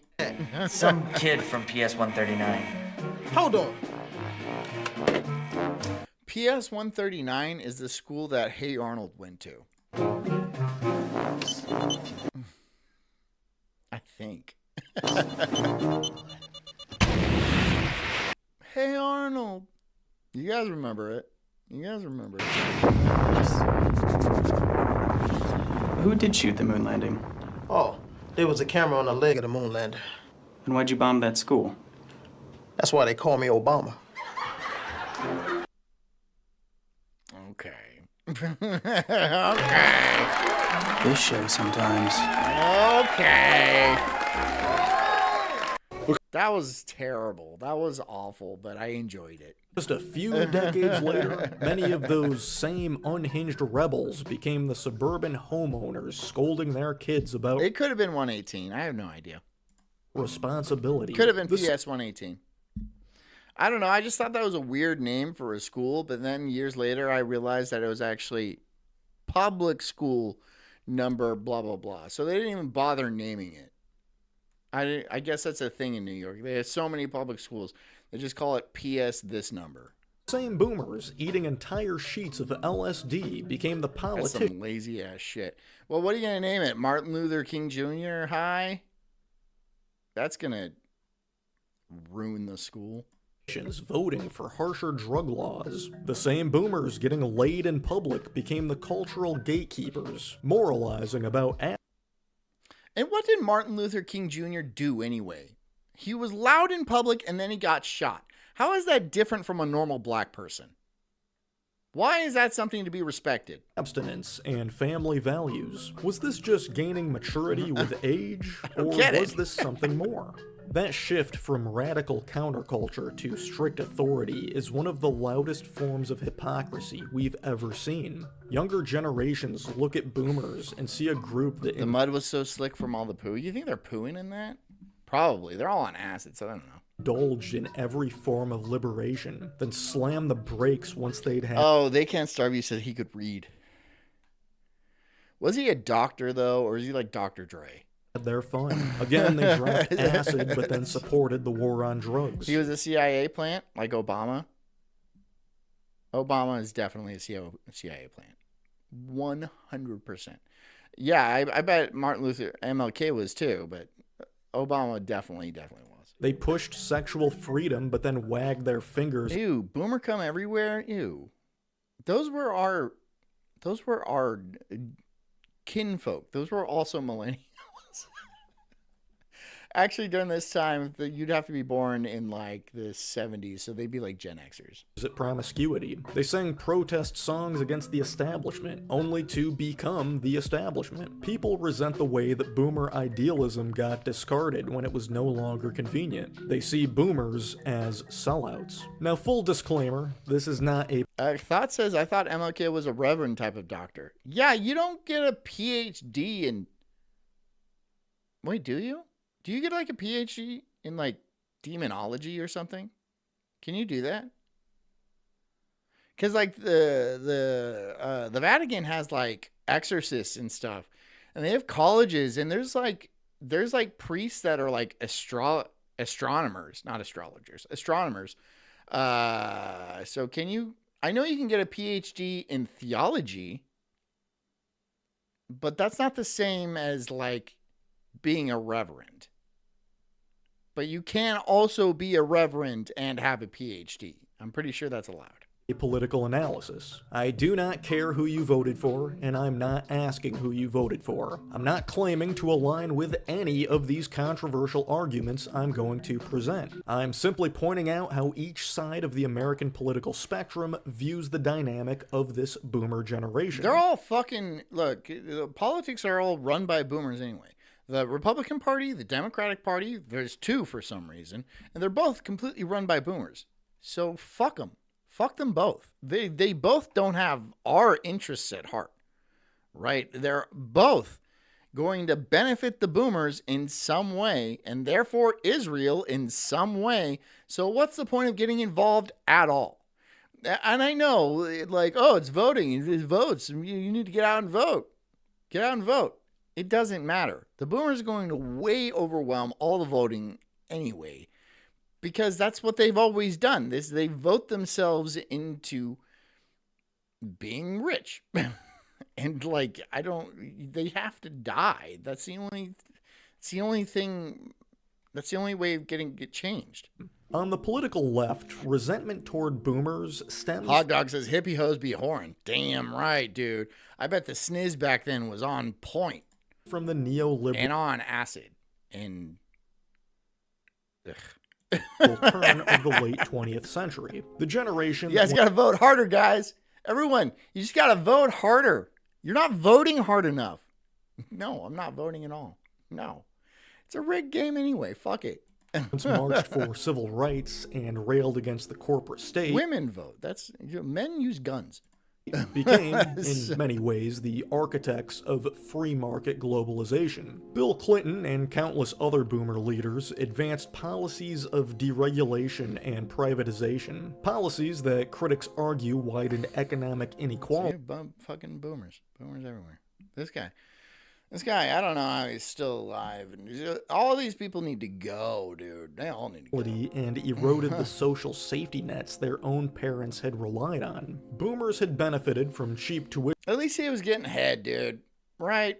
I mean, he was getting head in the office. And I'm sure that was happening for all the presidents, but yeah. And strong unions, and now they... Shimo says voting is fake and gay. He's right. It is. It's fake and gay. Presided over... So it's like, whatever. You're going to vote your way out of it or something like that? No, you're not going to vote your way out of it. An era where those very advantages were cut off for future generations. To younger progressives, this looks... Ben says, thankfully, boomers made abortion legal, so now you can have 40 million new illegals take over. Yeah, a bunch of India. Oh, we don't have enough white people anymore, so now we got to start shipping Indians in. Great. You know, a third of Generation Z was aborted. A third. 1/3 of Generation Z was aborted. So, and then boomers complain about like Vietnam and stuff. Oh, there's 50,000 boomers died in Vietnam. Well, like 100 million Gen Zs got aborted. it's like, what? What? They didn't even get a chance to fire back. Dude, they got snuck up on in the bush. They're done for. Like betrayal. Boomers are basically living in a... Ben Cho says 70 million since 1973. Oh my God. That is horrific. Completely different country from you. Free healthcare paid by you. Fat retirement account juiced up by the private equity that is parasiting off your... It can't start. He says same people who cry about the Holocaust are pro-choice. Yeah. Labor, fat net worth due to insane housing costs paid by you, free money every month. Ben says, John, they're just parasites. They're just cells.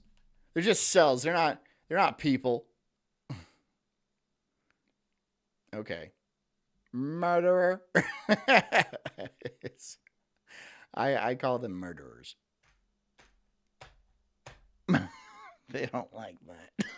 Month from Social Security paid for by you. They don't like that. These boomer criticisms were far more frequent. When you got an abortion, well, you're a murderer.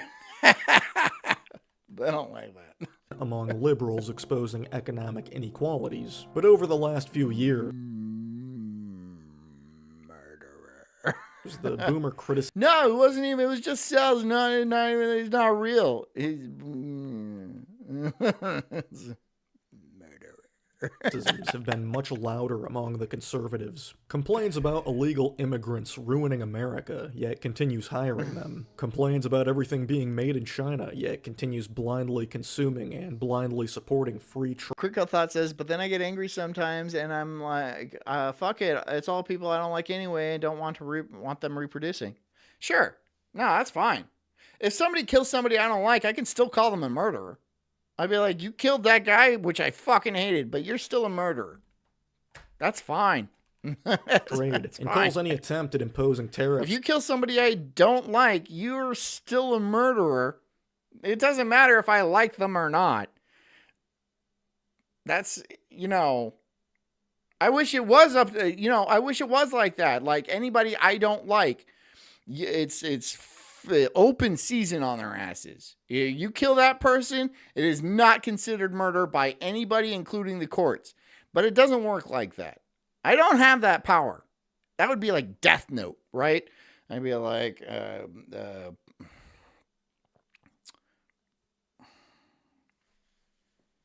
don't know. I don't have hate in my heart like that. Or protectionism. I was going to think of a name, but I was like, I don't want anybody dead.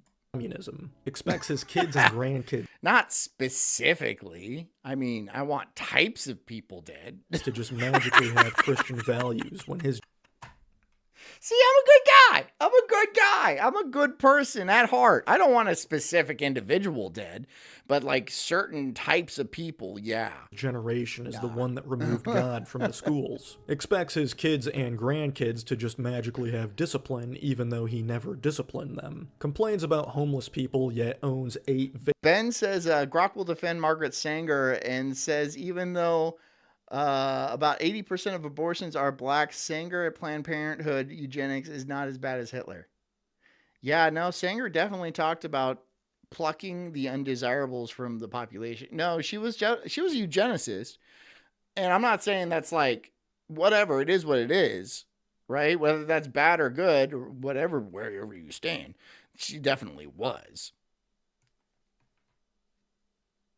Vacant homes. Complains about how America has lost its way. And she founded Planned Parenthood, if you don't know who Margaret Sanger is. Yeah. Yet is willing to take his own kids Grandma to Boys, court thanks for for the not raid. paying rent. Complains about young men having long hair and tattoos when his generation 5 minutes till the end is the one that normalized it and gave them that freedom. Preaches the importance of diversity to young people while he conveniently lives in a 100% white retirement community. Owns 99% of America's assets, property, 99%, damn. and wealth, and refuses to give anything up, yet expects young people to just obtain wealth from out of thin air. No, see what it is, they know you're not going to attain wealth. They want to lord over you. They want to be like, well, I got mine. You're never going to get yours because I made sure to pull up the ladder after me. They want you to think you can attain wealth because by you hustling, it makes them richer. But they know you'll never be rich, ever, even after they die. They want to intentionally, trust me, and most of these fucking wills or something like that, I guarantee you a large amount of money is going to be left to like televangelists or some weird charity or Africa or something like that, and absolutely just obliterate all the wealth in the country. And that's the final grenade the boomers drop on the country, the millennials, and they want to burn the ship down. That's it. They had a good time, and then they're done. And just like spoiled little toddlers, they would rather it be destroyed than anybody else have it. Expects the government to bail his ass out whenever he goes bankrupt because no one Yeah, everybody follow Grandma's Boy podcast. Wants to buy his overpriced 8 vacant homes. Needs Ben says, John and Major Tom always make me happy. I have a shower and hot water to cleanse. How about me and Major Tom ticket, right? I'm president. He's vice president. We run on that ticket. What do you guys think? Would you guys vote for that? I would vote for that. I would vote for that shit. I think it would just be funny. I don't think we do a good job. I think the State of the Union address would be hilarious. It would be like a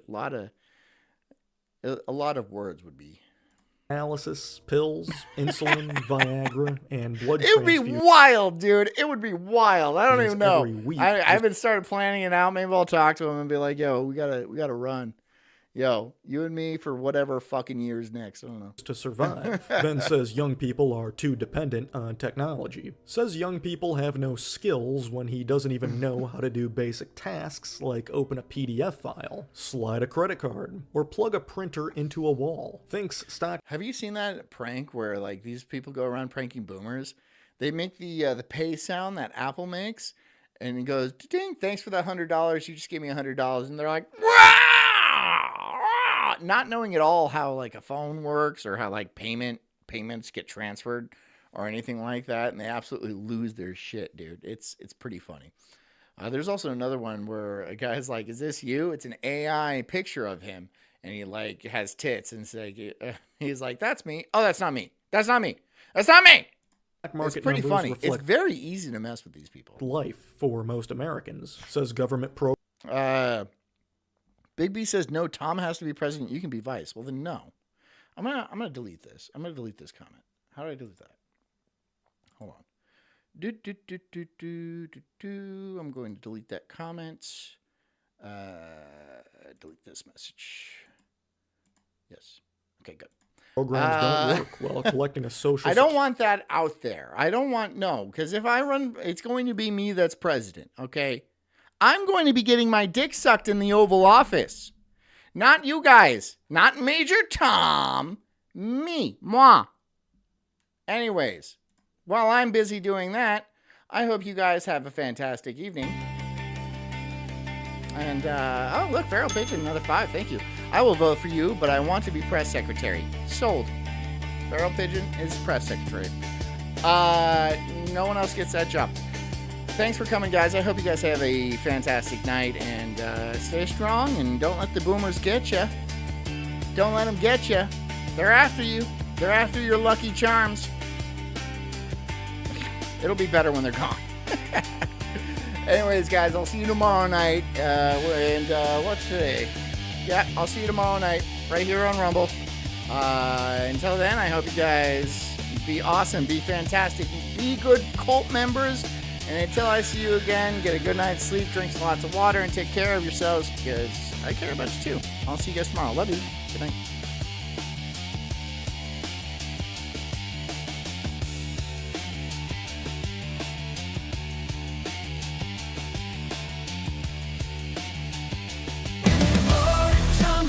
I'm an incredible soul.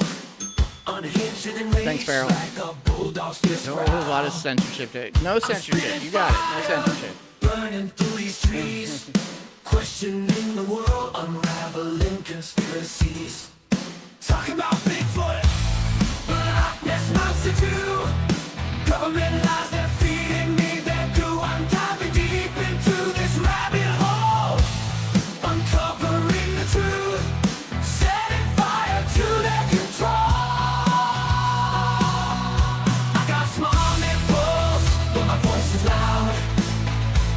Like thunder in this crazy crowd. They say I'm crazy, but I call it woke. Unraveling the madness with every word I spoke.